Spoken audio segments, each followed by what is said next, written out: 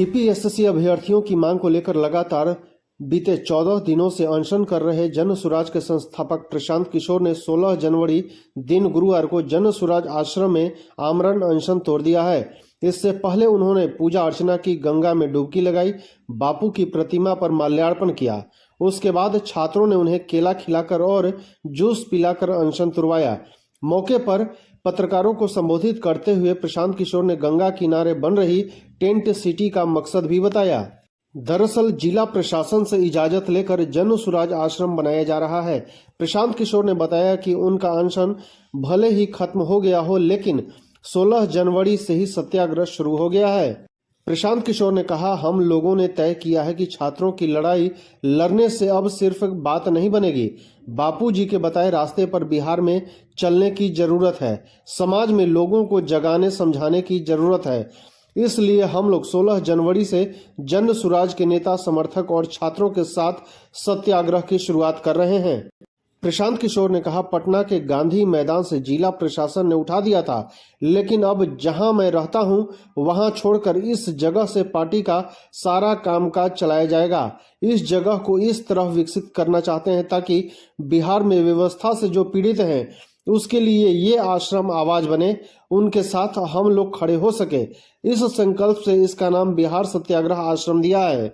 प्रशांत किशोर ने कहा कि सरकार से अनुमति लेकर जिनकी जमीन पर टेंट लगा है उनका किराया देकर उन्होंने व्यवस्था बनाई है। बिहार का कोई भी व्यक्ति हो वो यहां आकर अपनी बात रख सकता है।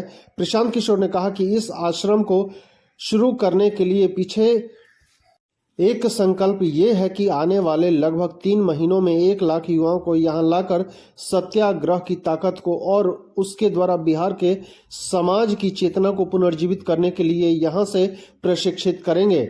युवा जाएं और बिहार के समाज को जगाएं, बताएं, समझाएं कि जातीय धार्मिक उन्माद में पड़कर जब तक वोट देते रहोगे तब तक इसी तरह की संवेदनशील व्यवस्था को झेलना पड़ेगा।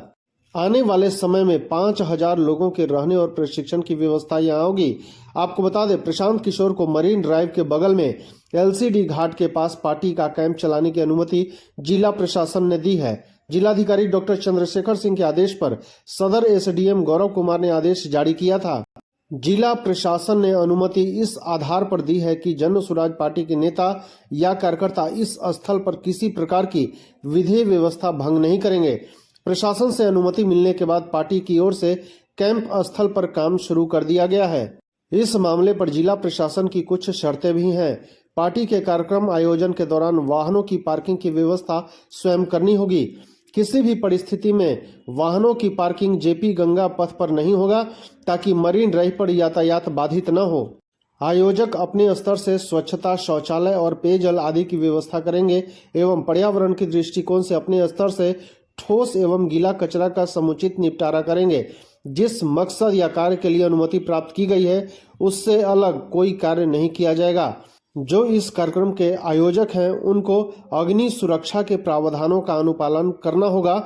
Bihar control of the use and play loud speaker act 1995 के तहत प्रावधान के मुताबिक माइक रात 10 बजे से सुबह 6 बजे तक प्रतिबंधित रहेगा। धन्यवाद।